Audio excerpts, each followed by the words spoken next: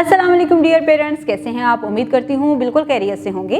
आज आपके बच्चे ने स्कूल में चे की पहचान की है। सबसे पहले एक कहानी सुनी, फिर तस्वीरें देखी, फिर चे की शक्ल की पहचान की, उसकी बनावट की पहचान की, उसको पढ़ना सीखा और लिखना सीखा। साथ ही साथ बच्चे ने स्टीम एक्टिविटीज़ भी की हैं और बहुत सारी दिलचस्प एक्टिविटीज़ क्लास में उसने परफॉर्म की हैं।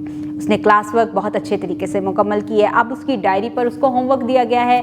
आप उसकी डायरी चेक करें और बताएं कि उसको आज होमवर्क क्या मिला है। अब जिस तरह से बच्चे की इंस्ट्रक्शन उसकी डायरी के ऊपर लिखी गई है, उसी को फॉलो करते हुए आप बच्चों का होमवर्क मुकम्मल करेंगे। बच्चों को जीम से शुरू होने वाली अल्फाज से कोई कहानी सुनाएंगे। कहानी के बाद आप बच्चों से वो कहानी सुने जो उसने क्लास में सुनी है। फिर उसके बाद वो अल्फाज जो आपके घर में बहुत सी ऐसी चीज़ें हैं जिनके नाम चे से शुरू होते हैं, जैसे कि चम्मच है और डिफरेंट बहुत सारी ऐसी चीज़ें होंगी जिनका नाम चे से शुरू होता है। चाबी है, चूज़ा भी होगा घर में।